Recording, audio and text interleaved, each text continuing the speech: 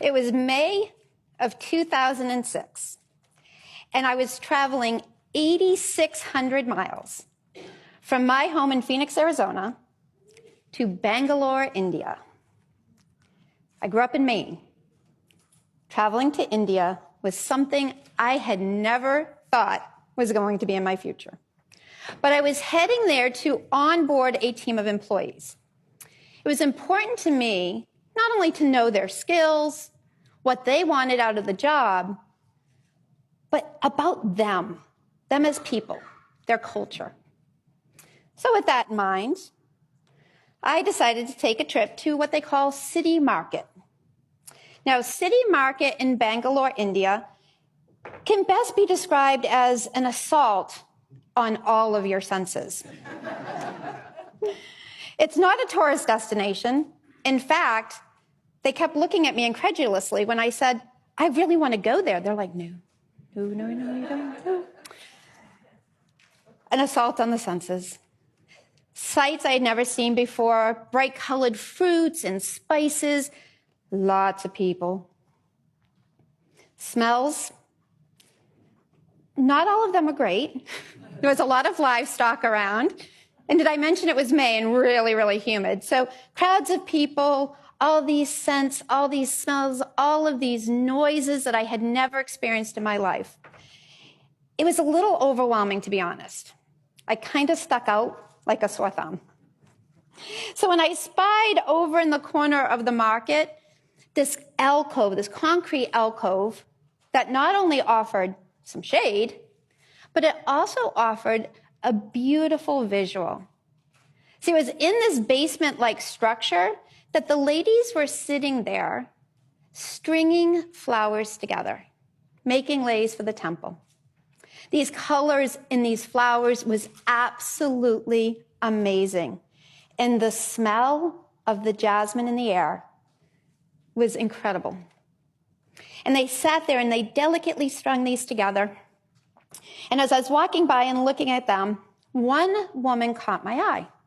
You see, she caught my eye because she was probably older than my grandmother.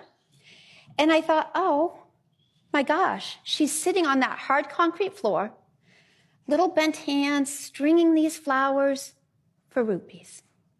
Wow. She had no teeth. She had probably nothing. So I unzip my very fancy fanny pack, as American tourists do, and I pull out my rupees. She doesn't speak English. I don't speak Hindi. So the international sign for, hey, I want to buy your things, right? And she looks at me up and down, and she goes, devastated. I'm so embarrassed that I'm backing away from her into my guide. And I say, Danny, my guide, I did something to offend her. Can you please go make it right?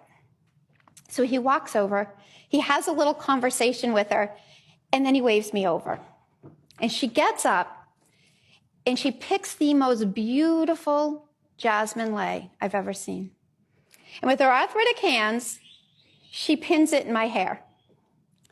And again, unzip the fanny pack.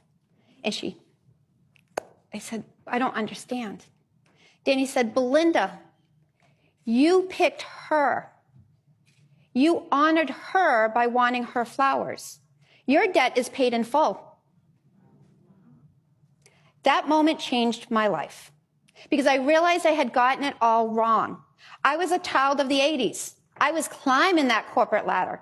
Next title, next promotion, corner office. I had it all wrong. I was defining my value by what I earned and not by who I was serving. When we put money before honor, we're only going to get so far. But when we truly serve from our hearts, the people who honor us with their time, their trust, their money, we will be abundantly rich.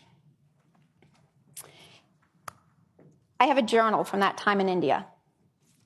When I open that journal, I see that lei preserved.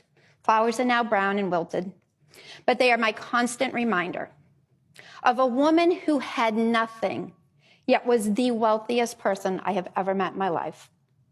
Made a lot of changes in my life after that. I left India a new woman. my heart full, my mind full, and actually my arms were full too. Because not only did I go home and quit my job, I went home with a dog I had adopted off the streets of Bangalore.